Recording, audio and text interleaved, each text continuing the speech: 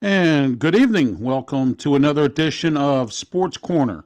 My name is Ralph Williams. It's great to be here tonight, as we are every Tuesday night here on YouTube Live and on Facebook. Also, don't forget Sports Corner TV, and that is on PCTV, Channel 21, Comcast 47, Verizon Cable, every Saturday at 5 p.m. as part of our Sports Smorgasbord. We have Steel City Sports World Boxing Authorities and also Sports Corner. All right, tonight I'm going to start my Ralph's rant off tonight with this. The Pirates just recently released their first class for their new Pirates Hall of Fame. All right, so everybody's complaining now about Dick Rote and Barry Bonds and all this and all that guy and this guy and that guy not getting in. All right. It's only the first class, everybody. The very first class. All right. And you know, everybody has to complain like this because everybody can't stand the Pirates. Remember, everybody hates the Pirates now because of Bob Nutting. And if you've watched many of my shows, you'll understand, as I've said many times, that Bob Nutting is no longer involved in the team's operations unless it has to do with a contract signing or money. Okay? Travis Williams and Ben Cherington are running the operation. I still don't trust Bob Nutting. Bob Nutting still don't pay his players. Bob Nutting. I've said it many times, but I get so tired of saying it that I don't want to say it anymore. And I'm not going to, because you're going to have your opinion about it anyway. Okay? Just like you're going to have your opinion about Acrisure Stadium and Heinz Field. Same thing about this first Pirate Hall of Fame class. You're going to have your opinion, and you're not going to change it because it is what it is as far as your opinion goes. All right? And your opinion goes like this. Well, Barry Bonds isn't in it. Dick Rote's not in it. The guy that cleans the toilets, he's not in it, and everyone else is not in it. It's only the first class, everybody.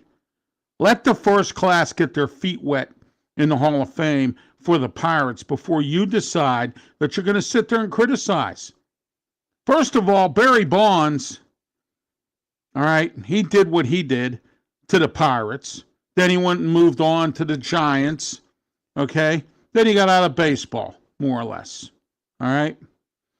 You saw what he did when he was on the team. All right, he was very arrogant, act like his doo-doo didn't stink. So why would you even want Barry Bonds in the Pirate Hall of Fame? Okay? They're talking about Doug Drabek. Why would you want Doug Drabek in the Pirate Hall of Fame?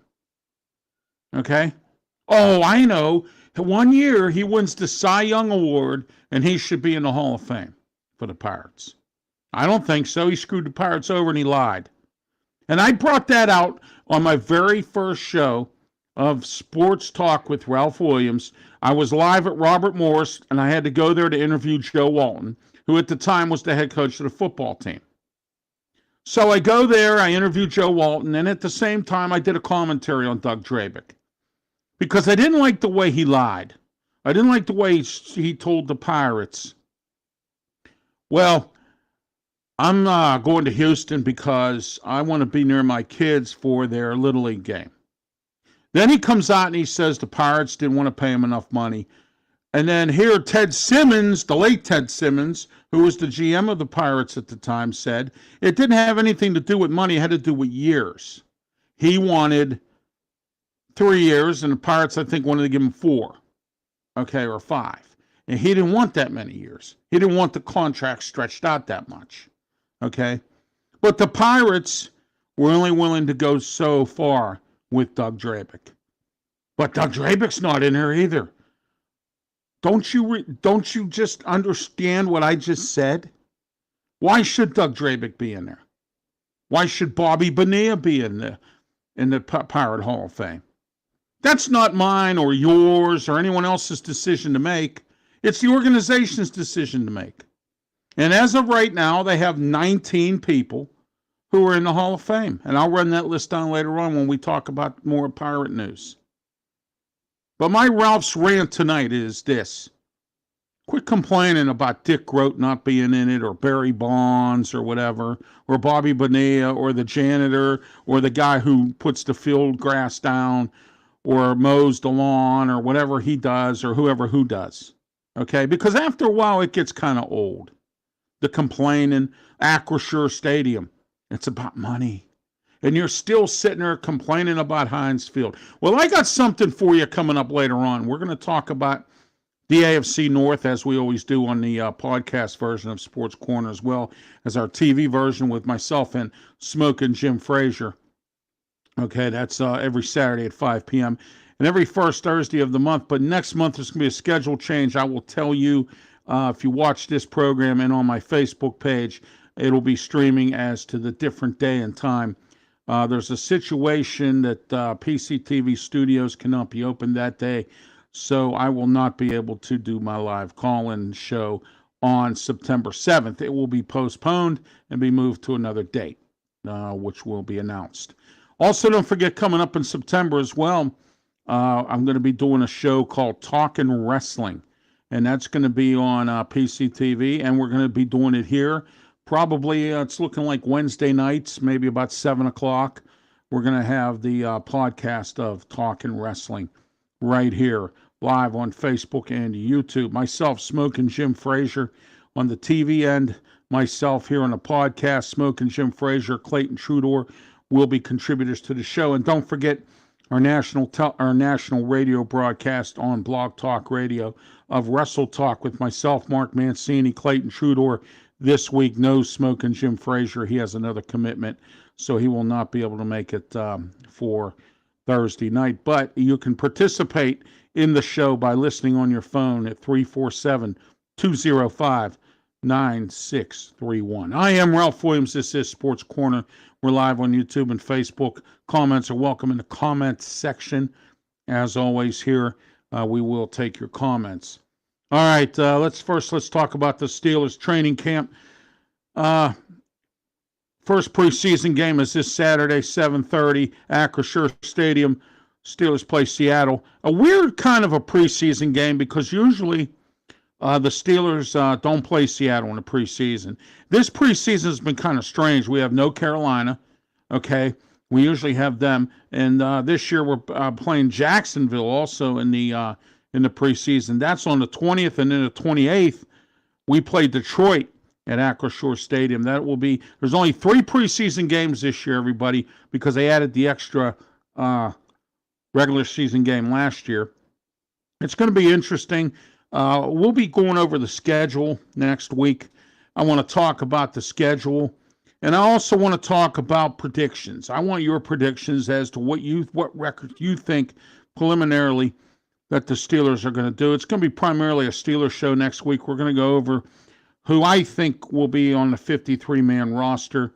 We didn't have time to do it this past Thursday because we had a lot to talk about with the Deshaun Watson situation and everything else that was going on Sports Corner on our TV edition. We had some calls, so we weren't really able to get in that part of that segment as well.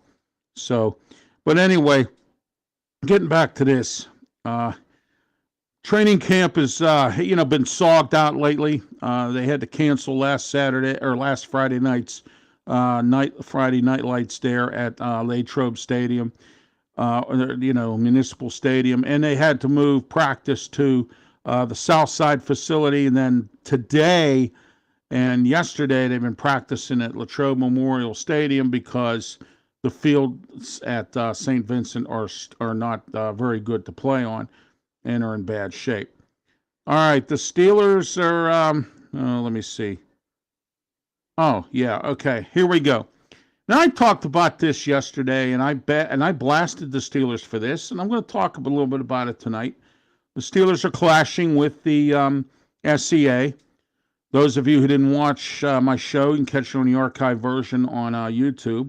And don't forget to subscribe to my YouTube page as well. But what I wanted to talk about tonight is this confrontation and clashing with the Sports and Exhibition Authority of Allegheny County and the city of Pittsburgh. They're clashing now because the Steelers want money to put a brand new scoreboard on, at Acrisure Stadium. So therefore, They are clashing with them over that because the Sports and Exhibition Authority doesn't want to give them the money because they feel that enough money was given when the RAD board approved and the Sports and Exhibition Authority approved improvements to Heinz Field, which, as you know, they have a new scoreboard and some additional seating. All right. So here I think the Steelers are trying to squeeze money out of everybody's pocket. Now, here's the thing that really bothers me. Art Rooney II said, and I quote, that this deal with Acrisure Stadium is going to help the stadium. We're going to improve it. Okay, so you got your money. You got your money. Put it into the stadium. Fix the scoreboard. Okay?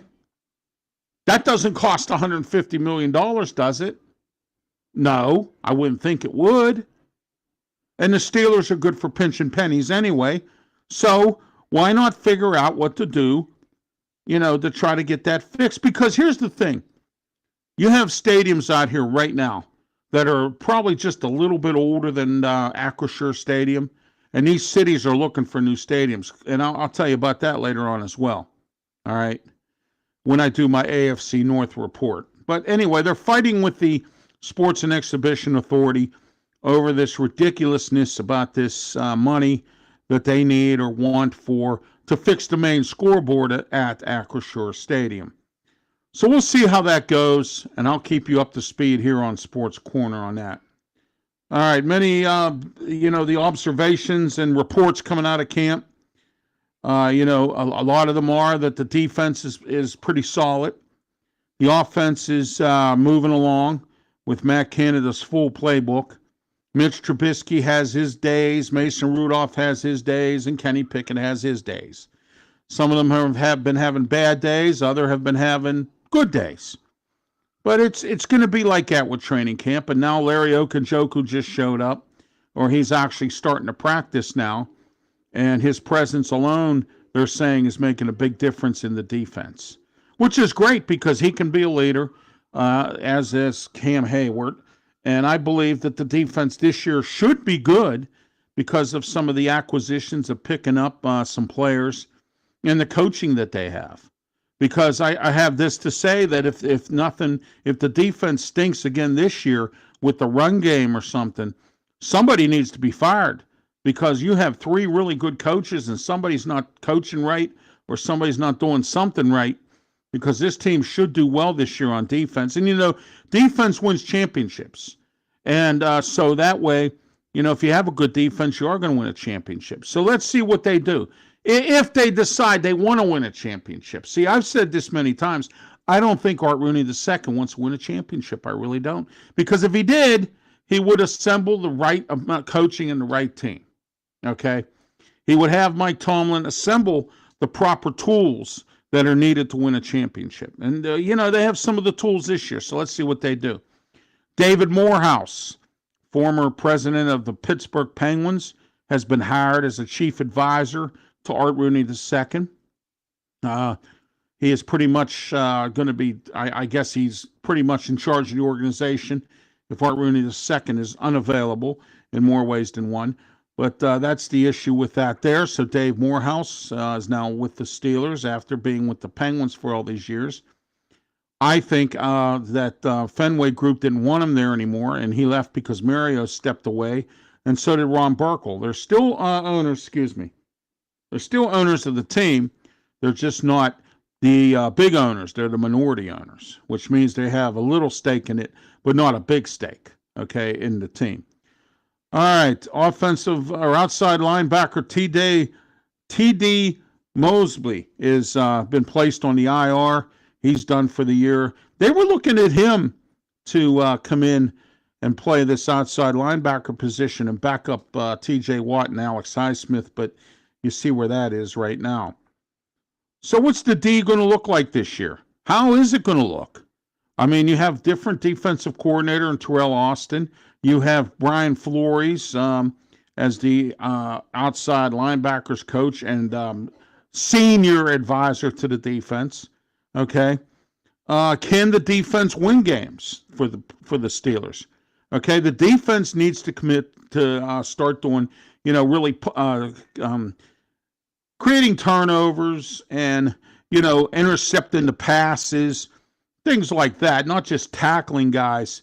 They need to start creating stuff because this is a whole new offense this year. You don't have Ben Roethlisberger here. You don't have the experience that you've had in the past with Ben Roethlisberger. You now have either Mitch Trubisky, Mason Rudolph, or Kenny Pickett is going to be our starting quarterbacks for this season. So the defense really has to step up. And the offense, I think the offense with this young talent can work in Matt Canada's offense. So let's see what happens with this. I think Matt Canada's offense, full scale, can work in the NFL just like it worked in college. And I believe it's going to be, it's going to work out. All right, now, question is chemistry, which is an important thing. Chemistry. For a little while there, we didn't have Deontay Johnson playing because he was all worked up about his contract, which I think Mike Tomlin should have just told him, if you're not going to practice, go home. Okay, that's, it's as simple as that. Mike Tomlin sometimes lets these players do whatever they want. And now, last year he let TJ Watt just stay on the sideline and do whatever he wanted. And now Deontay Johnson decided to do the same thing. And next year somebody will want to do the same thing. And the next year somebody will want to do it again as well. So do you see what I'm saying here, everybody? This is the situation that can happen when you do this. And that's why I disagree with Mike Tomlin and letting people do it the players do it that way. I am Ralph Williams. This is Sports Corner. We're every Tuesday night, 8 p.m. live on Facebook and YouTube. Please don't forget to subscribe as well and check out my archive versions on my YouTube channel. And your comments are welcome in the comments section as well. All right, let's take a look at the Pirates now. They lost 3-0 yesterday or last night to Arizona. Let's see what they do tonight.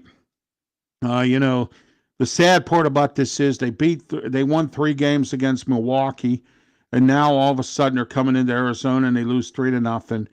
And they're coming up close. But what's happening is, being that they're coming up close, they're not really, they're not winning. I mean, it's one thing to be close, because close only counts in 2 things: horseshoes and hand grenades. All right. So even though they're coming up close, they're still not doing it to full scale. That's like taking a woman to a prom, your girlfriend or something, to a prom dance, and taking her to the dance but not dancing. Okay, so you see the Pirates, on the other hand, they're not really doing any dancing. They're not doing any kind of winning games consistently.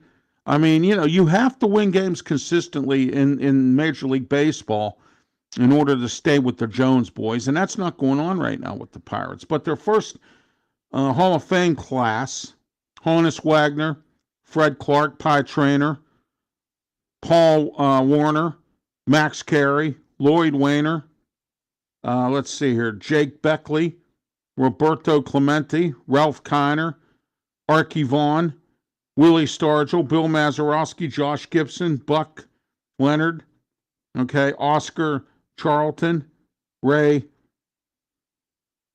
Brock, Danny Murtaugh, Dave Parker. Wow. Dave Parker. Dave Parker was a good player. Steve Blass.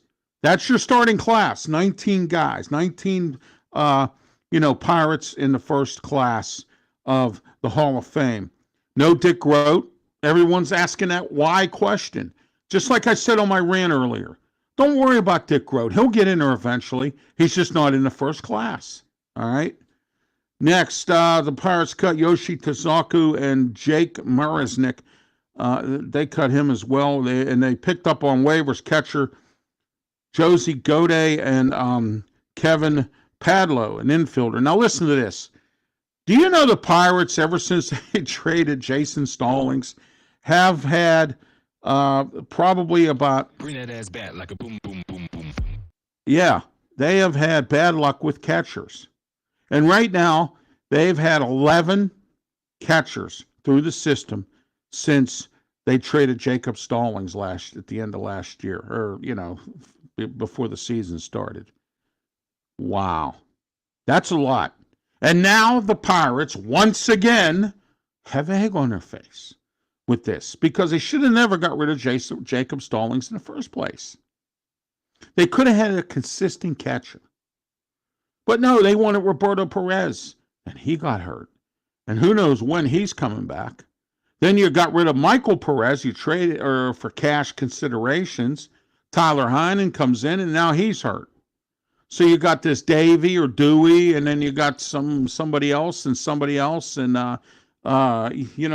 Nolan from Brewster's Millions. I mean, you got all these guys that are just shuffling in and out of here at catcher. You don't know who's who. And that's why the pitching's so bad. Because they don't have a consistent catcher to call these games, which is sad. I mean, it really is. It's a real sad situation with the Pirates right now, with this whole thing at this point. All right. They look confused, the Pirates. I've said this many times. They look very confused. They look like, a blind man in a silent movie theater. That's exactly what they look like. Because they're making all these fielding errors. They strike out a lot. They disappoint you against teams that they probably should beat. And now they're a last place team. And, who knows? Maybe this year again, they're going to be 62 and 100 because I don't know. I don't know what's going to happen. Last year, I said they were going to be 500. I was wrong. And I wasn't going to do that again this year.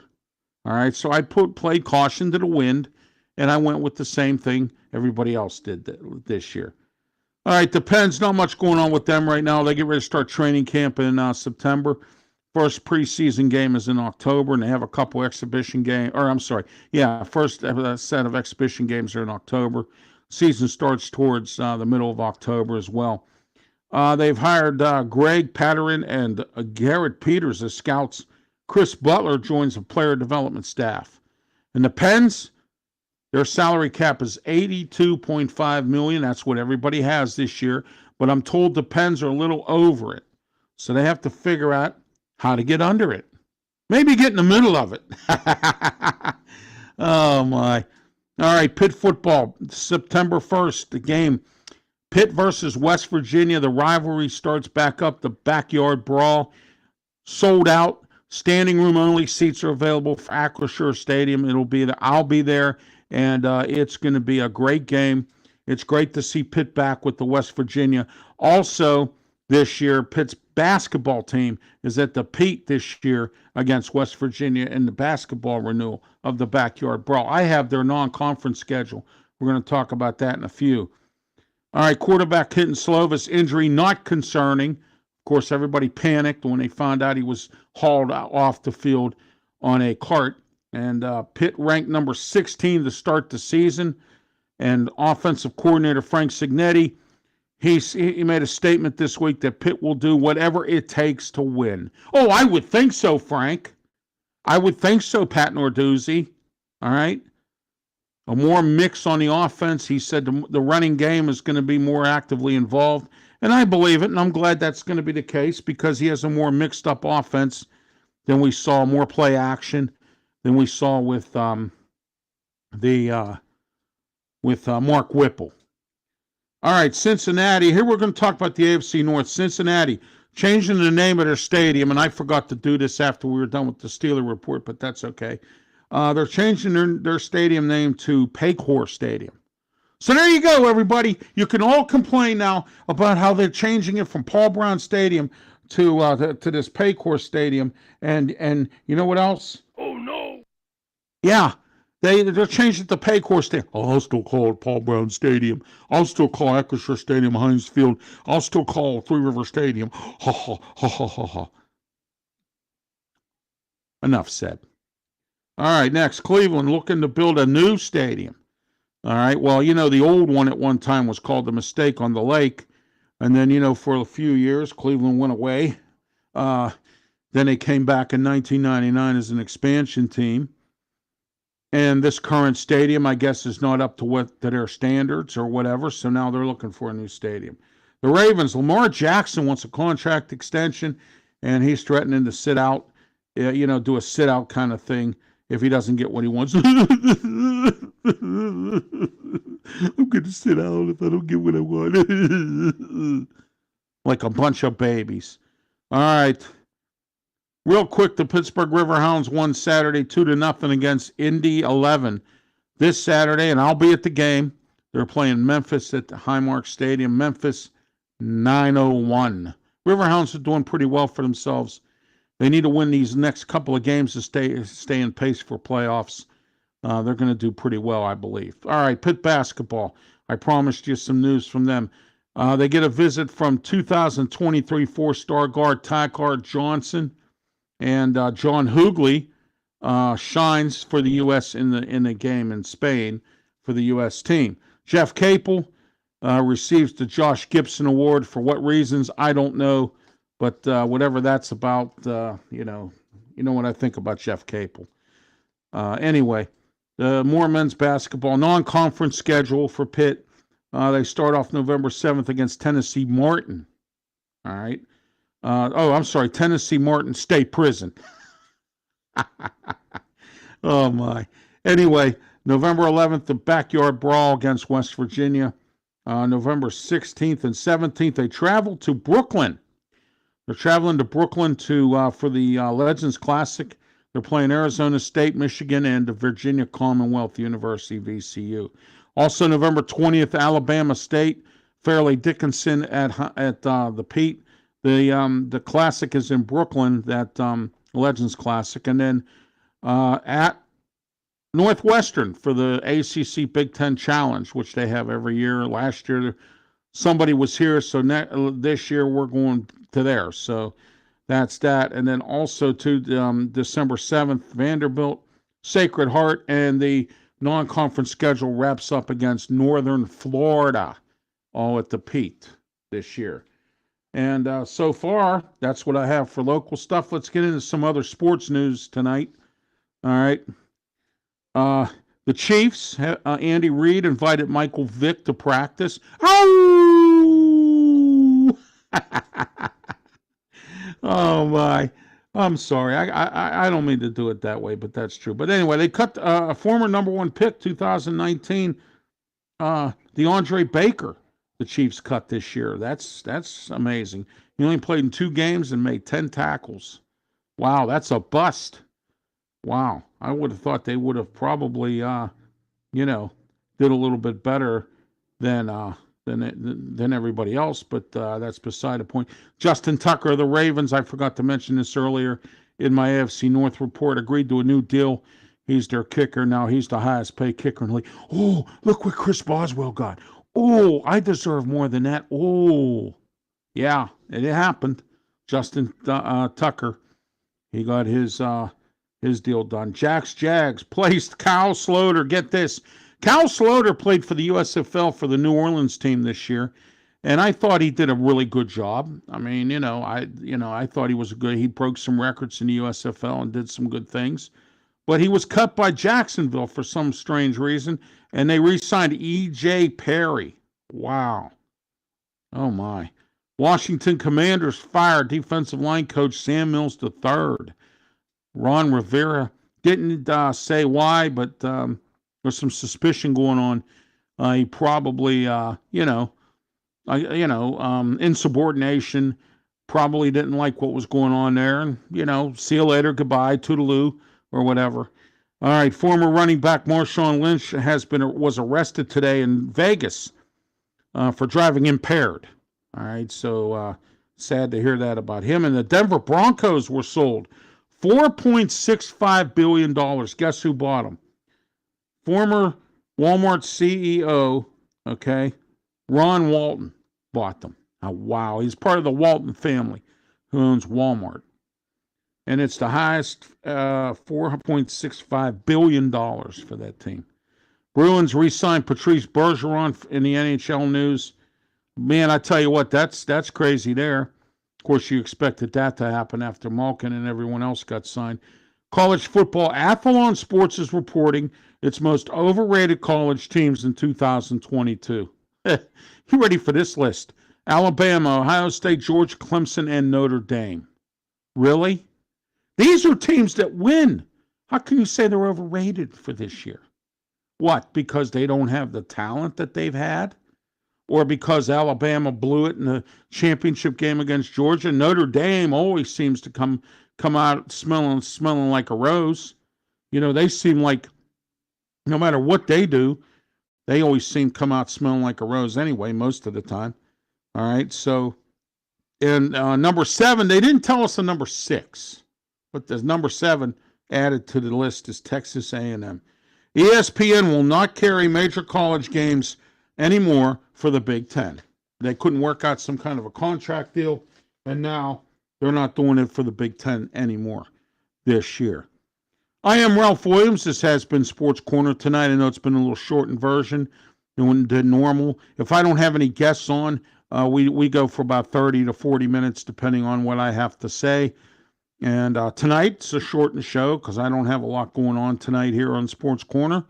I would love for you to tune in next Tuesday, 8 p.m. Might have a guest on next week. Working on getting somebody on to talk about the Steelers. And next Tuesday, I'm having Clayton Schroeder on. He is an author. He was supposed to be on the show before. We had some technical issues getting him up on the live stream, so he will be back next Tuesday. Clayton Schroeder, he's a author of a book about Atlanta sports, and we're going to talk about the Falcons a little bit. Steelers play the Falcons this year. So, I've been bringing guys on. Last week I had Mike Westhoff on about the Jets, and then I had Steve Bellisario on about the New England Patriots. We had a big audience for that last week. It was a pleasure to have both of those guys on this show, and I'm working on having a second guest on along with Clayton next week, and then maybe we'll have another 2-hour special or thereabouts next week here on Sports Corner with Ralph Williams. Tuesday nights, 8 p.m., Saturday, 5 p.m., PCTV Channel 21, Comcast 47, Verizon, and also on PCTV's Facebook page.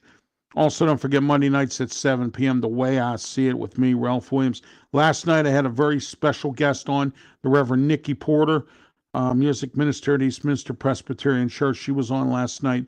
It was great to have her on as well, and you never know who I might have on coming up on Monday. I'm working on some guests. I'll let you know through my Facebook page.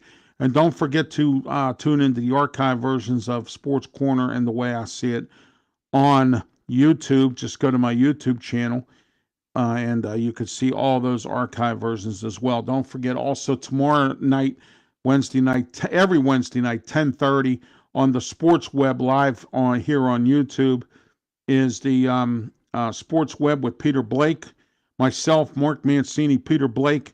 We are on at 10:30, so tune in. There will be a special phone number for you to call if you'd like to call in and talk on the Sports Web, and that is with me, Ralph Williams, Peter Blake, and Steve Bellisario. 10:30 start time, Turnbuckle Talk. We talk professional wrestling. That's tomorrow night at 10:30 live from Tampa, Florida. Also, Thursday night, 8 p.m., Blog Talk Radio, 347-205-9631. My guest will be Bob Cook, a former wrestler. He will be on with us as a guest on Blog Talk Radio to talk about the early days of wrestling, what has happened when he was in wrestling, and what wrestling's all about now. Bob Cook will be our guest. We're on for 45 minutes now, every Thursday night, 8 p.m., Blog Talk Radio. You can listen 347-205-9631. In closing tonight, I want to talk about tennis star Venus Williams. All right. Or I'm sorry, Serena Williams. Serena Williams or Venus Williams, or one of them, is retiring. Really? I hope so. Because lately, athletes that say they're going to retire, musicians who say they're done, and other musicians like, for instance, Darius Rucker, who said, I'm never going back to country music again, and then all of a sudden comes out with a new record in country music. You got athletes that change their mind like I changed my clothes. All right? Tom Brady was supposed to retire, then he changed his mind. And then Gronkowski decided to retire, and he'll change his mind. And everybody else will change their mind. But you know what? I'm here every week on Sports Corner, and I never change my mind. And if I'm going to resign, I'm going to resign. But that's me. And I'm Ralph Williams. Have a good night, and be safe.